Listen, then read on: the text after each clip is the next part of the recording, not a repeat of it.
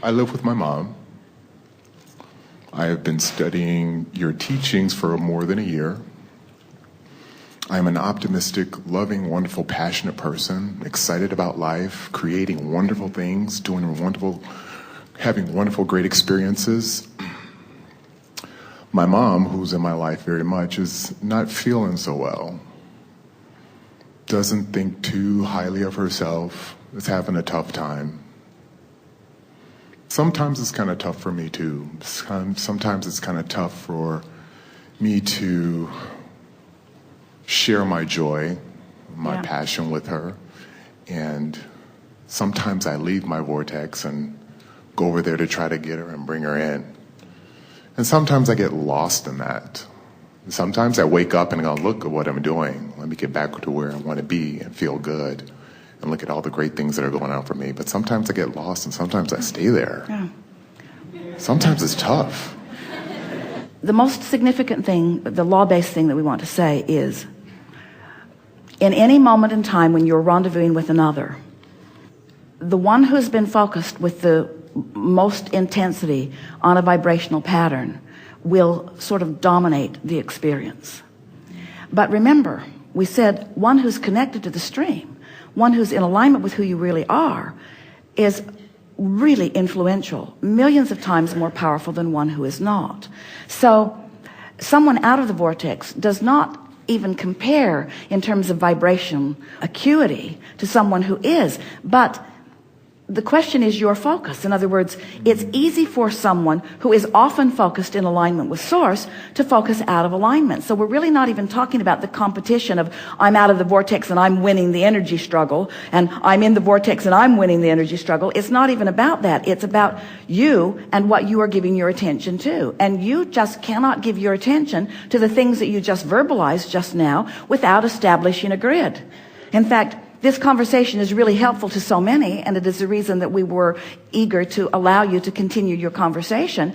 But a really good teacher who is really wanting to assist you would stop you in the first words of that and just ask simply, what grid are you establishing? Because as you focus upon someone not having a good time, someone not having good self-esteem, someone not feeling good, or someone really not enjoying you when you are, or someone not enjoying you when you are to the point that you then join them in your out of the vortex. In other words, to be on the same wavelength with someone, you've got to go where they are. And out of your appreciation for your mother, out of your respect for her, out of your wanting to be there for her, sometimes you'll sacrifice your alignment with source in order to be there. So many people sacrifice their alignment with the energy that creates worlds, with the source within them, with that which man calls God. They sacrifice their alignment with that in order to be there for someone, or in order to not be criticized by someone. So once you've got everything in place, in other words, we're not saying to you that you can't be there for your mother and be in alignment just because she's out of alignment. You can. She may not be enjoying the conversation so much. No one likes to hear, you create your own reality when things are not going well. But here is something that will really, really work for you. Let's back up just a little bit. Very often someone will say, I want to feel good, and I often do, until I look at you doing that thing that you're doing, which is keeping me from being in alignment. So you need to stop doing that thing you're doing so that I can be in alignment, which is totally giving over your power to them because you can't control them. And they want to feel better. Don't you think they would feel better if they could? They're not doing it on purpose, you see.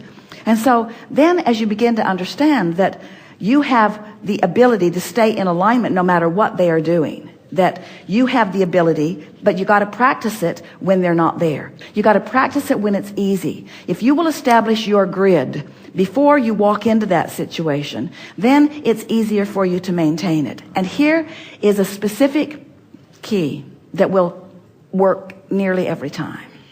Go general. In other words, if you're thinking general thoughts about this wonderful woman who gave birth to you, this woman who cares more about you than life itself. This woman who is at the core so soft and wonderful.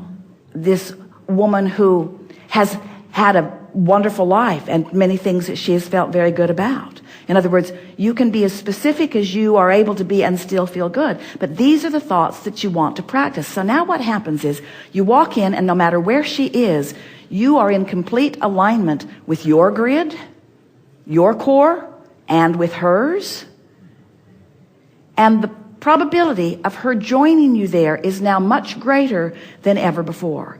But you can't engage on that other level. That's where people make their first mistake. You go out of the vortex and engage, recognize that you don't feel good, and then try to do something about it.